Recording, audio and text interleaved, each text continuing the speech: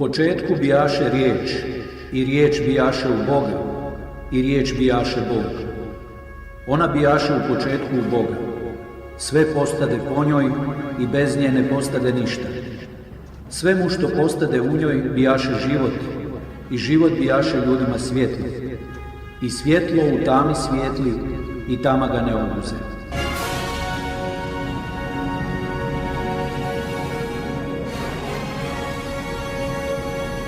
Ja svjedočim svakomu tko sluša riječi proroštva u ovoj knjizi. Tko ovomu što doda, Bog će njemu dodati zla napisana u ovoj knjizi.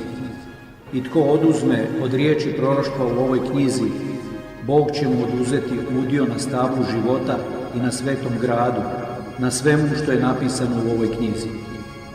Svjedok za sve ovo govori: da, dolazim ubrzo. Amen. Riječi Tvoje, Gospodine, duh su i život. Ti imaš riječi života vječnoga.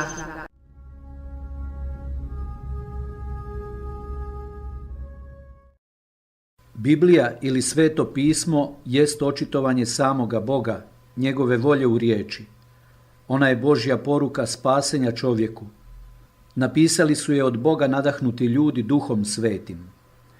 Mahatma Gandhi jednom je rekao: vama, kršćanima, povjeren je tekst koji u sebi ima dovoljno dinamita da u 1.000.000 komadića eksplodira čitavu civilizaciju, preokrene svijet na glavačke i donese mir na planet poharan ratom.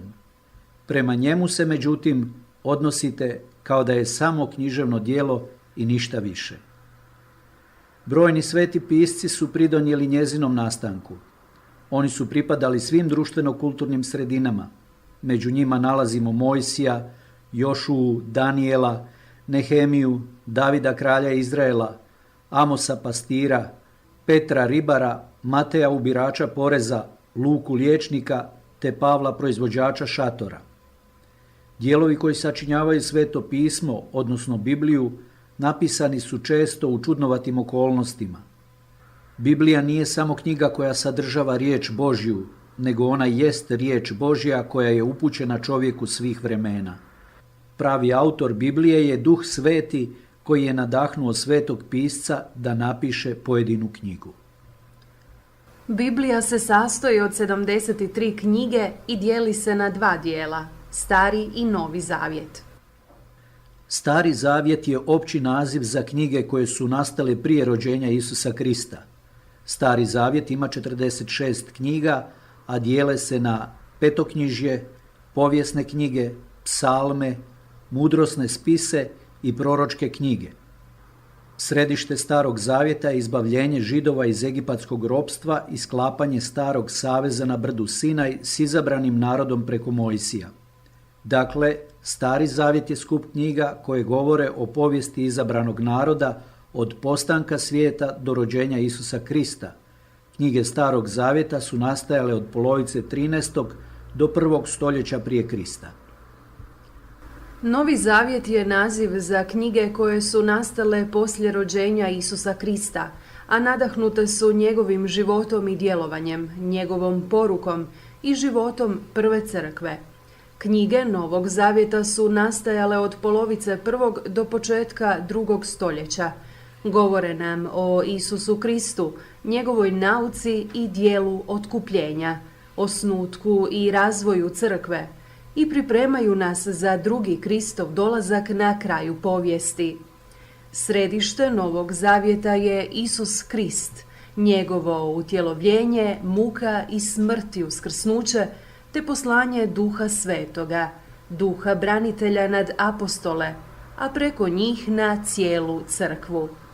Najvažnije novozavjetne knjige su 4 evanđelja, Matej, Marko, Luka i Ivan. Zatim slijede dijela apostolska, 21 poslanica i na kraju knjiga Otkrivenja. Poslanice su sljedeće: 13 od Pavla, Rimljanima, 2 Korinčanima, Galačanima, Efežanima, Filipljanima, Kološanima, 2 Solunjanima, 2 Timoteju, Titu, Filemonu, Hebrejima, Jakovljeva, 2 svetoga Petra, 3 svetoga Ivana i svetoga Jude.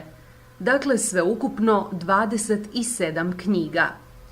Biblija je pisana na hebrejskom i na grčkom jeziku, osim malih dijelova koji su pisani na aramejskom. Uopće najstariji spomenici hrvatskog jezika su biblijski prijevodi u lekcionarima, knjigama za liturgijsku upotrebu i javljaju se u 14. stoljeću, korčulanski i zadarski. Prijevod cjelovitog biblijskog teksta je nastao 1521. godine.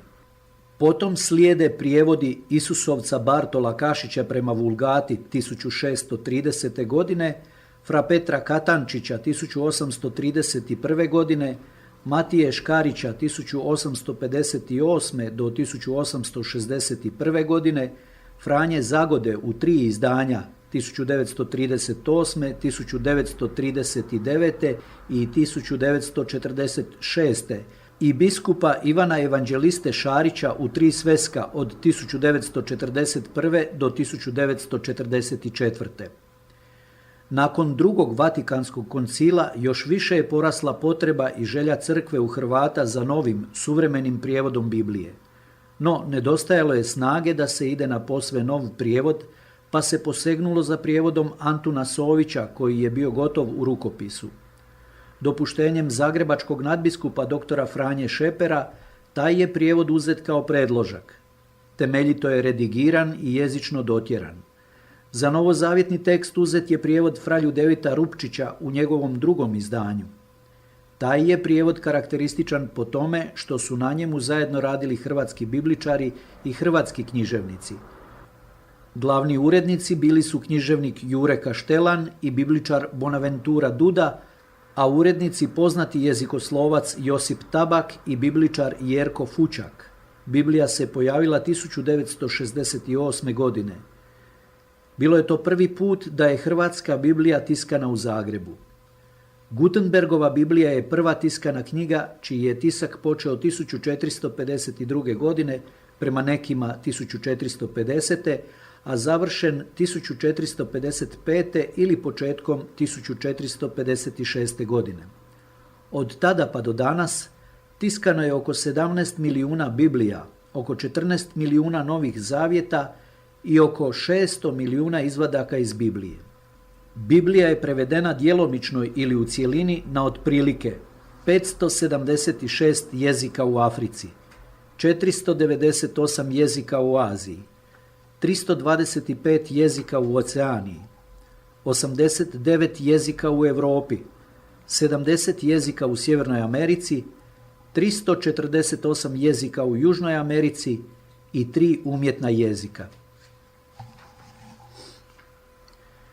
Zašto je dobro čitati Bibliju? Zato što je Biblija Božja riječ upućena nama, od Boga nadahnuta, pouzdana i nepogrešiva, odgovor na važna životna pitanja, mjesto u kojem možemo razlikovati istinu od laži, knjiga koju ne treba samo čitati, nego i proučavati i po njoj živjeti.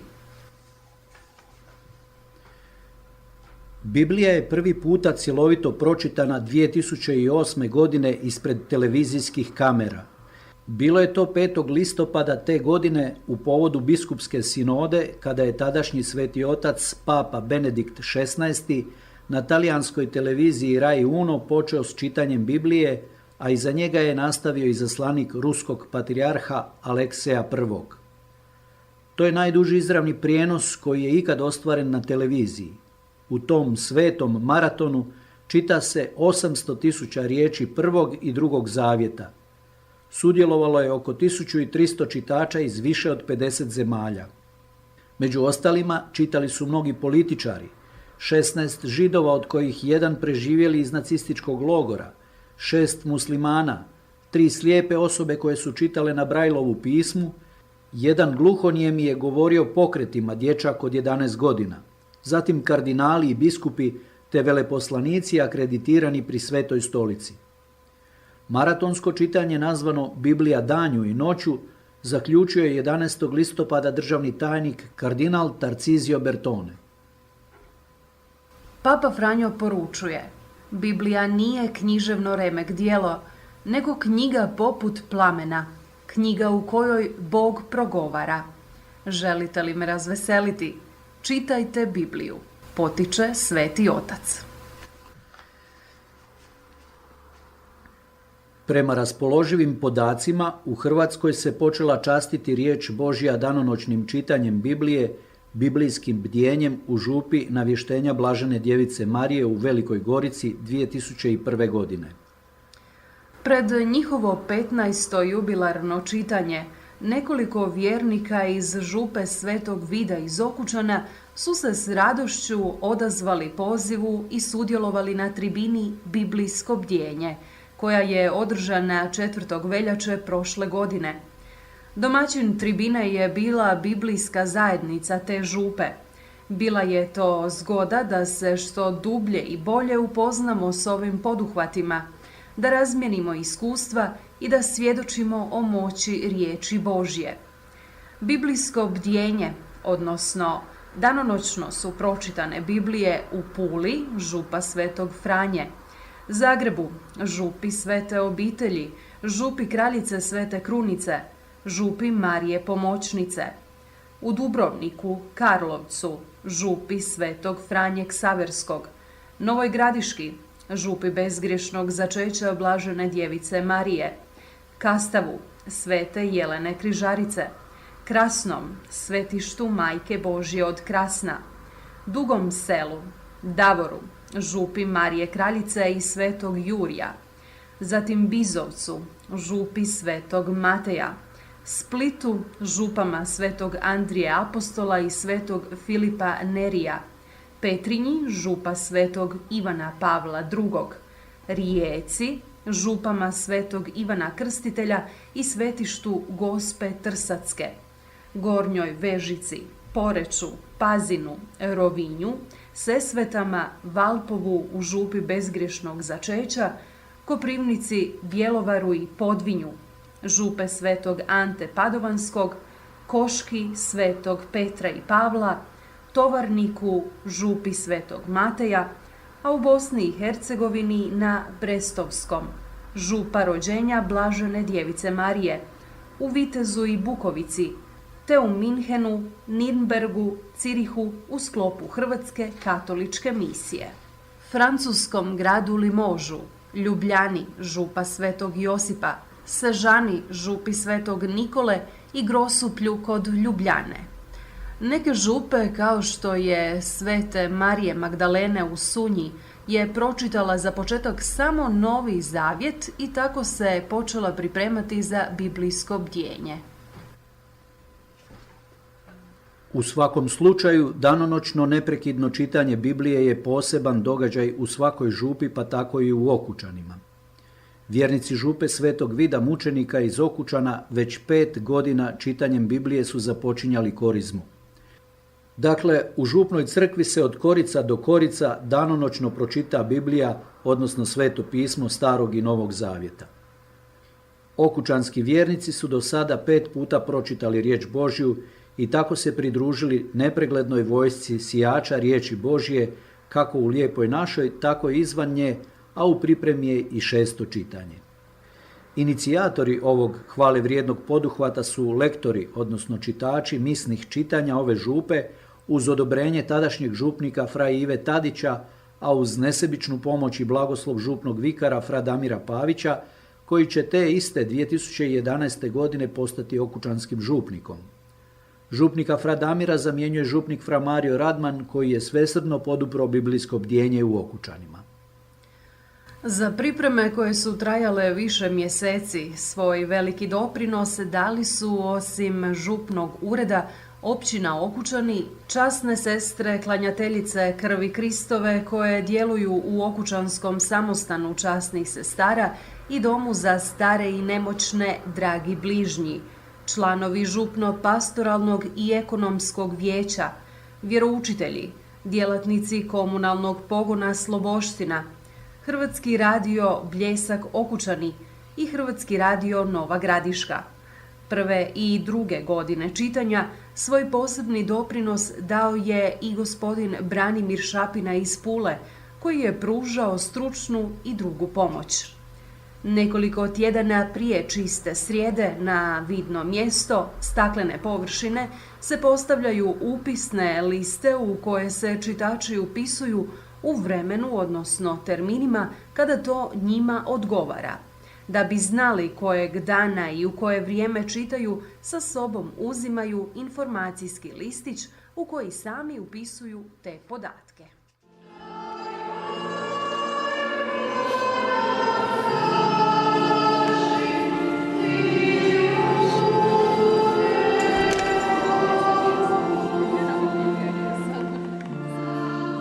Nakon što je pripremljen veliki natpis "U ovoj se crkvi danonoćno čita Biblija", on se postavlja na ulazu u crkvu kao obavijest i poticaj vjernicima na ovaj događaj.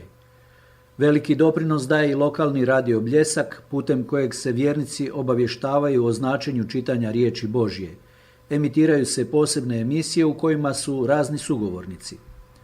Uz čitanje Biblije u župnoj se crkvi ispred oltara izlaže zbirka Biblija, knjige Starog i Novog Zavjeta, koju vjernici za ovu prigodu donesu od svojih kuća. Tako se ispred oltara nađu knjige Starog i Novog Zavjeta na više od 30 svjetskih jezika. I dok sunce naginje ka zapadu, a stanovnici Okučana se spremaju za noćni počinak, vrata crkve Svetog Vida mučenika se otvaraju i neće se zatvarati 5 noći i 5 dana. Tu će se nešto veliko događati. Čitanjem Biblije će se častiti riječ Božja. Dogodit će se biblijsko bdijenje. U znak dubokog poštovanja prema riječi Božjoj, dragovoljnim prilogom vjernika župnog ureda Sveti Vid, časnih sestara klanjateljica krvi Kristove i samostana općine Okučani, 2014. godine je kupljena Zlatna Biblija. Osim što svojom bogatom opremom ostavlja poseban dojam na čitače, ona zbog krupnijih slova omogućuje da je čitaju i slabovidne osobe. Čitanje započinje na čistu srijedu, pepelnicu, nakon svete mise i obreda pepeljanja. Biblija se unosi u crkvu u procesiji uz sva crkvena zvona, a čitanje započinje župnik koji također i završava nakon 5 noći i 5 dana čitanja.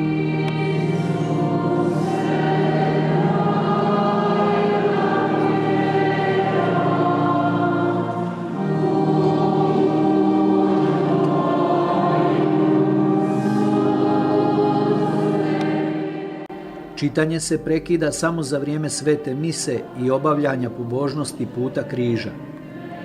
Čita se duže od 100 sati, a u čitanju sudjeluje više od 160 osoba različite dobi i uzrasta. Neke osobe pak čitaju 2 ili više puta. Druge godine čitanja dopisnici Hrvatske radiotelevizije Vjeko Hudolin i Vlado Vincetić napravili su prilog za TV emisiju Mir i dobro, koji je emitiran na prvu korizmenu nedjelju 2012. godine. Imaš riječi života vječnoga. Okučanska župa Svetog Vida teško stradala u Domovinskom ratu, danas ima oko 2800 vjernika. Iz pepela je podignuta nova crkva, ali još je važnije da se obnavlja i ona živa. Vjernike koji je čine prognani, izgnani katolici, 135 župa bivše države, muče svakodnevni problemi. Kako organizirati život u novim domovima, kako osigurati dostojniji život, kako živjeti od rada svojih ruku. Vjera ih je, kažu, održava u najtežim trenucima. Mislim da je to zadaća nas svećenike crkve, upravo da ljude tješimo, ohrabrujemo. Po ono Isusovo, evo brinite se najprije za ono što je duhovno, a Bog, Otac naš nebeski, zna da nam je ono materijalno potrebno. Danonoćno čitanje Biblije od korica do korica počelo je na čistu srijedu i kreće do sutra. U tome sudjeluje više od 200 čitača. Učan kažu i Biblia su isma, želi da riječ Božja potjekne njihov život. Naša čitača je da vjernik srce pogleda što dublje, da se ukorijeni, da je zalimo, da s njom živimo i da po njoj živimo. Biblija za mene kao vjernika je sveta knjiga, vječna knjiga. To je riječ Božja i to živa Božja riječ. i po toj riječi Bog ulazi u naš život i daje nam sve što nam je potrebno. U čitanju Biblije mi doživljamo tu prisutnost i prisutnost Duha Svetoga mijenja ljudske živote. Svjedoci smo da prošle godine mnogi ljudi su doživjeli tu milost. Ovim se čitanjem želi posvijestiti važnost prisutnosti Svetog pisma u životu svakog kršćanina. I posebno se stavlja naglasak na Markovo evanđelje, znači čitati, slušati i živjeti po Markovom evanđelju. Prema smjernicama Požeške biskupije, okučanski će vjernici cijelo korizmeno vrijeme promišljati o Markovom evanđelju, a posebno kroz korizmenu trodnevnu duhovnu. Tko je sve čitao Bibliju?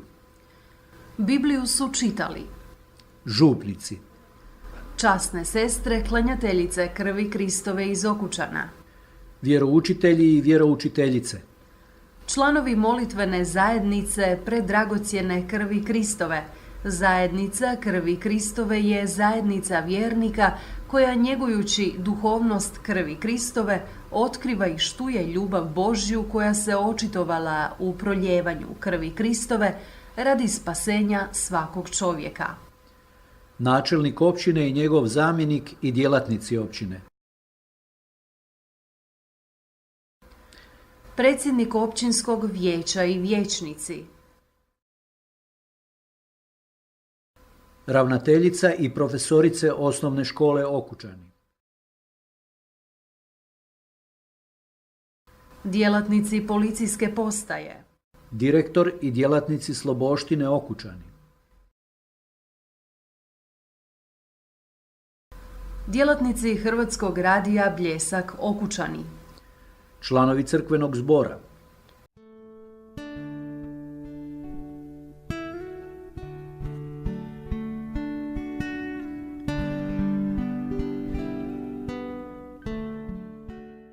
Bibliju su čitali i cijele obitelji. Nažalost, neki nisu među nama živima.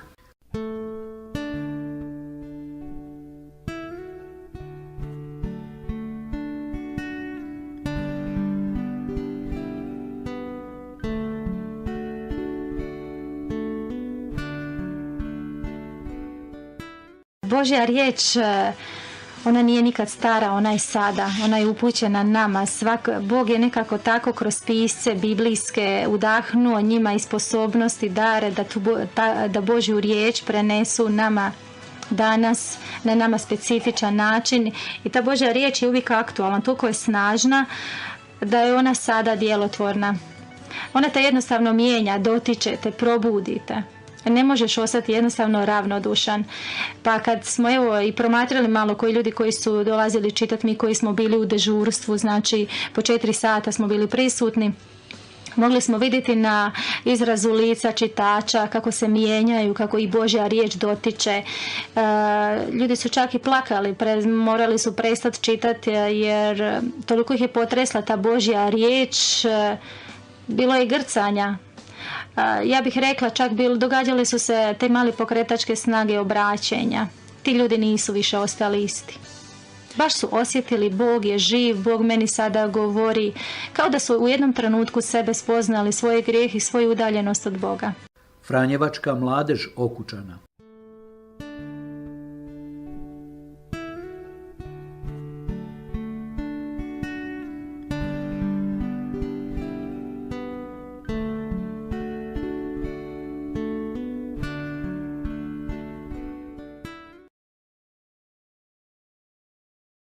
Učenici nižih razreda, najmlađi čitači. Bili su i niži još razredi, znači već učenici prvi i drugi razred, kogod je već malo znao slovkati, rado su se uključili, to je bilo zanimljivo njih slušati, to je bio njihov doprinos, oni su pročitali evo koliko su oni mogli na način kako su mogli i to je baš ono što je lijepo vidjeti, svi smo mi zapravo Božja djeca i nama se dragi Bog neće narugati ako mi krivo pročitamo. On gleda našu otvorenost i našu spremnost da učinimo jednu malu žrtvicu, nije to baš tako lako, to je ipak jedna mala slatka žrtvica.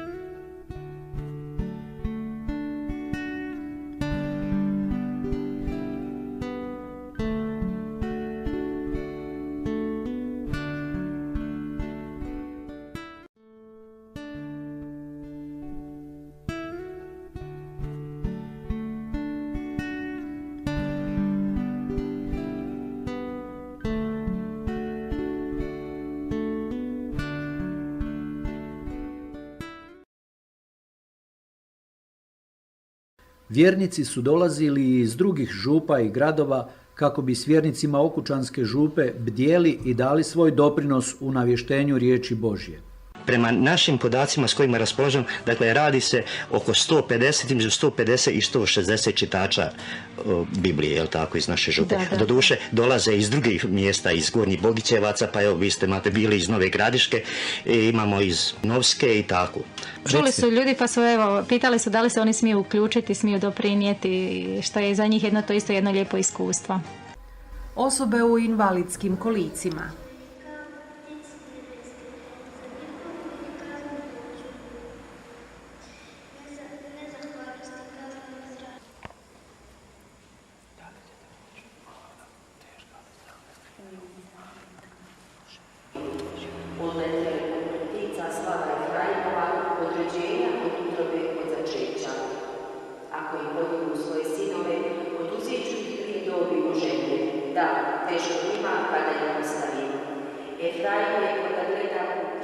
Ostali čitatelji. Veliki su se plodovi dogodili kad se počelo čitati u našoj župi Biblija. Mogu reći, evo, ja sam već 4. godinu u ovoj župi, da je to bilo nekakva pokretačka lavina koja je na duhovnoj razini s čitanjem Biblije. Nakon toga su se počele događati nekakve druge duhovne inicijative, upravo zahvaljujući snazi Božje riječi.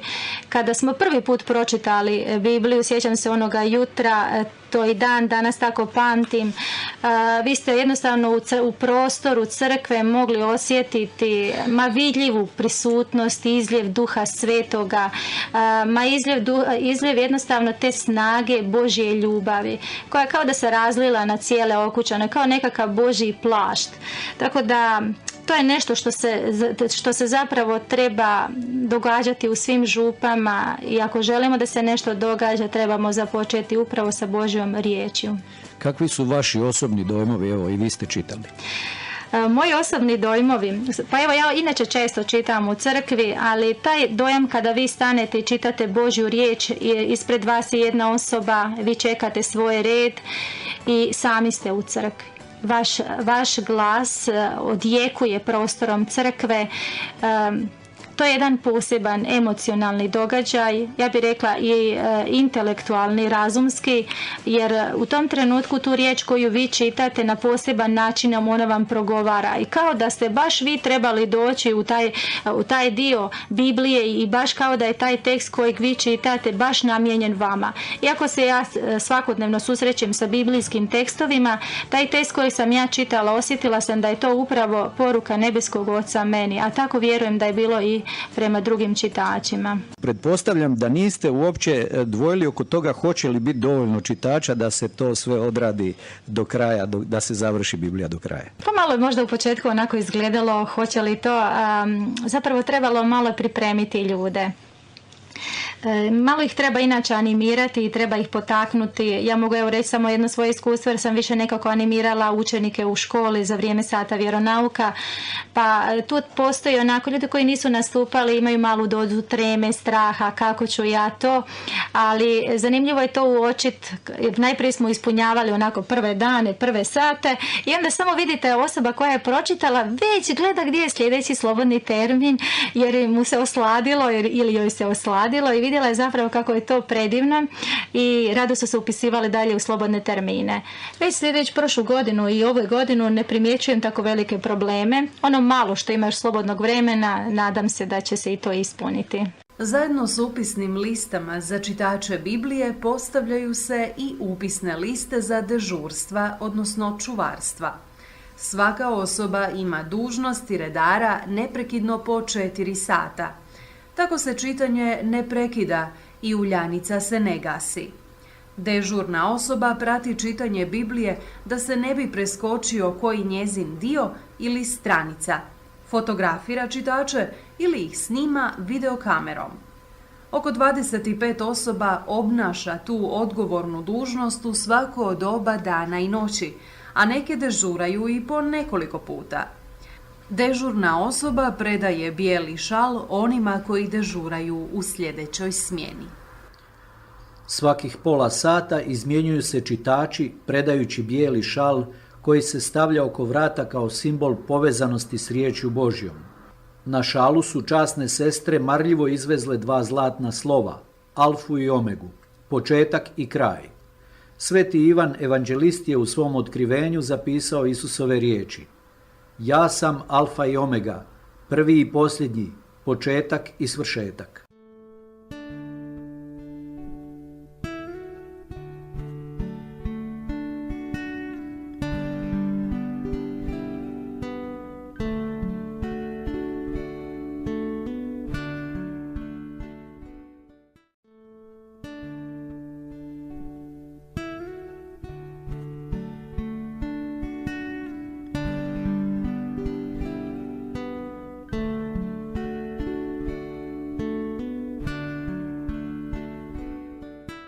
Danonoćno u crkvu dolaze vjernici i ne samo da čitaju, nego da u sabranosti slušaju čitanje Svetog pisma. Vjeroučiteljice dovode razrede učenika koji pozorno slušaju riječ Božju umjesto sata vjeronauka. Knjiga dojmova, koja je otvorena prvog biblijskog bdjenja, dragocjena je zbirka svjedočanstava o iskustvima onih koji su sudjelovali u čašćenju riječi Božje. U nju čitači upisuju svoje doživljavanje sa susretom i snagom Božje riječi. To su u stvari kratke ispovijesti vjere, nade i ljubavi. Neka su kratka, neka pak dugačka, ali sva su prožeta Duhom Svetim koji je zahvatio srce čitača.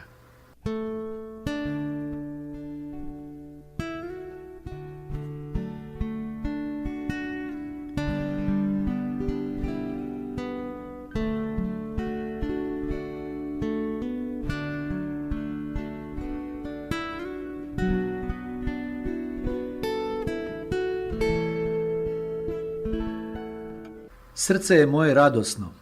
Započeo sam s čitanjem Svetog pisma večeras poslije svete mise. Osjećam veliku milost koju Bog želi dati ovoj župi po čitanju svete riječi. Neka Duh Sveti obiljem svoga blagoslova obdari sve one koji budu čitali Božju riječ ovih dana.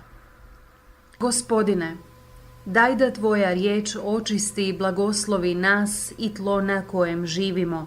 Daj da Tvoj duh prostruji kroz nas i nastani se u nama zauvijek. 4 sata dežurstva proletilo je kao 5 minuta. Ovo je stvarno nešto neopisivo. Nadam se da će se ova tradicija nastaviti i da ću svake godine doprinijeti ovom događaju. Ti si Bože svet, Tvoja je riječ istina. Ti si živ među nama po svojoj riječi. Njome nas odgajaš, vodiš, potičeš i jačaš. Hvala Ti, Bože, što je Tvoja riječ živa i djelotvorna. Hvala Ti za izljev milosti po riječi koju sam čitala i u srce primila. Ti si veličanstveni živi Bog, Bog Otac koji je prisutan u mojim djelima. Hvala Ti što si ovih dana, Ti Bože, živi, jedini i trojedini, bio na poseban način prisutan u župi Okučani. Neka Tvoja prisutnost ostane trajna među nama i u nama. Hvala Ti i slava Bože. Osjećam u srcu veliku radost što sam započela čitati riječ Božju. Vjerujem da će ta radost ostati u mom srcu cijeloga života, milost i blagoslov. Hvala Ti, Bože. Jedno prekrasno jutro srce je drhtalo u meni dok sam čitala. Suze su mi navirale od sreće, ali sam se suzdržala do kraja. To je jedno najljepše jutro. Dovršetak čitanja Biblije popraćen je zvonima, nakon čega se služi sveta misa zahvalnica i obavlja blagoslov s netom pročitanom Biblijom. Gospodine Isuse, milost Gospodina Isusa sa svima, riječ Gospodina.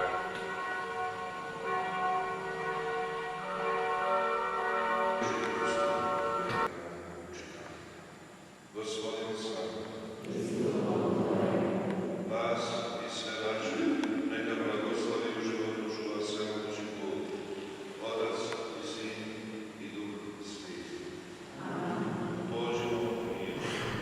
Danonoćno čitanje Biblije u Okučanima pratili su brojni mediji kao što su Hrvatska radiotelevizija Zagreb s prilogom u emisiji Mir i dobro, Informativna katolička agencija, Tjednik Posavska Hrvatska, glasilo za politička, kulturna i gospodarska pitanja Brodsko-posavske županije i Slavonskog Broda, Novagra, Novogradiški godišnjak,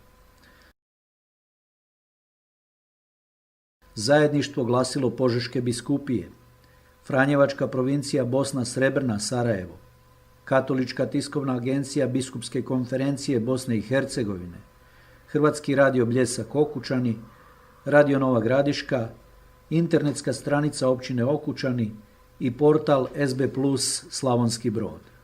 U znak sjećanja na biblijsko bdjenje u Okučanima prve godine napravljen je pano s imenima, prezimenima i vremenom čitanja Biblije. Tako isto je napravljeno i nakon 5. danonoćnog čitanja Biblije. Na ovaj drugi pano su dodana imena i dežurnih osoba. Po završetku čitanja Biblije povećavaju se fontovi slova s imenima čitača. Odabiru se slike i sve se to lijepi na hamer papir za tehničko crtanje. Nakon toga naš domaći stolar to uokviri u već pripremljeni okvir. Panoi su pohranjeni u jedan dio crkve i svjedoče o velikim događajima naše župe. Oni svjedoče da je Božja riječ živa, da je u živoj Božjoj riječi nebeski Otac koji nam neprestano objavljuje svoju beskrajnu ljubav. Dođi, Gospodine Isuse, milost Gospodina Isusa sa svima.